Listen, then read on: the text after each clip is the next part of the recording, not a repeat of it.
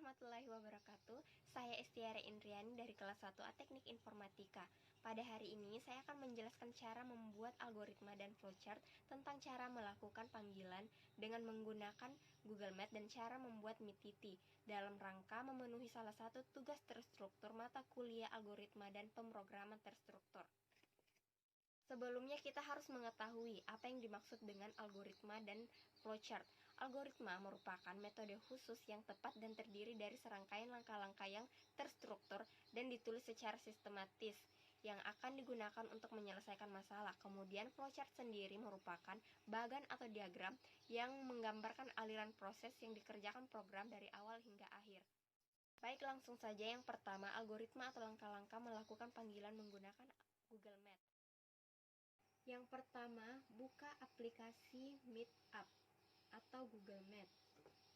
Kemudian ketuk rapat baru. Kemudian dapatkan link rapat untuk dibagikan. Opsi ini akan menghasilkan link rapat yang dapat Anda bagikan ke Meet sekarang atau di lain waktu. Selanjutnya, ketuk bagikan undangan untuk mengundang orang lain. Saat ada undangan yang masuk, silahkan memilih admit atau menolaknya. Dan yang terakhir, meeting bisa dilaksanakan. Selanjutnya yaitu flowchart. Langkah pertama, menggunakan simbol termistor, yaitu simbol untuk permulaan atau akhir dari satu kegiatan. Langkah kedua, menggunakan simbol predefined, yaitu simbol untuk pelaksanaan suatu bagian.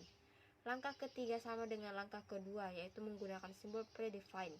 Langkah keempat, menggunakan simbol processing, yaitu simbol yang menunjukkan pengolahan. Langkah kelima sama dengan langkah kedua atau ketiga, menggunakan simbol predefined. Langkah keenam, menggunakan simbol decision, yaitu simbol pemilihan proses. Langkah ketujuh, yaitu simbol input atau output, yaitu simbol untuk menyatakan proses input dan output tanpa tergantung dengan jenis peralatannya. Langkah terakhir yaitu menggunakan simbol termistor lagi untuk mengakhiri kegiatan. Selanjutnya yaitu algoritma atau langkah-langkah membuat MeetTT.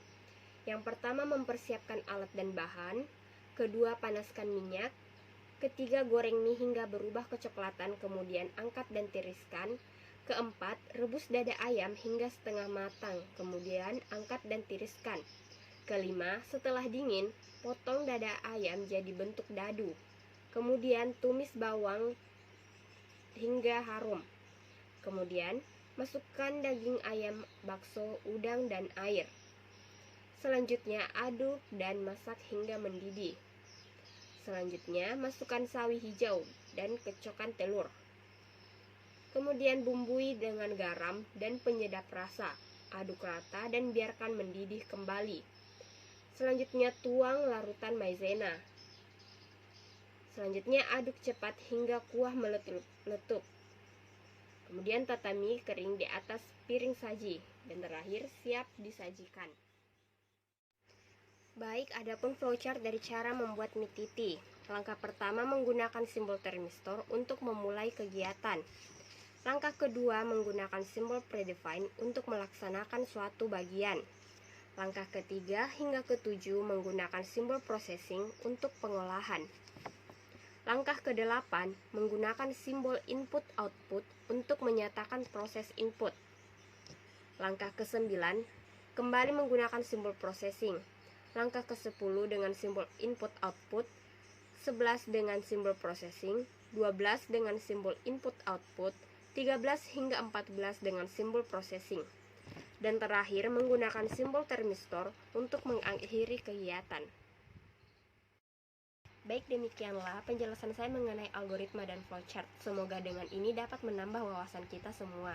Dan apabila ada tutur kata yang kurang berkenan, mohon untuk dimaafkan. Saya Estiara Indriani. Terima kasih. Assalamualaikum warahmatullahi wabarakatuh.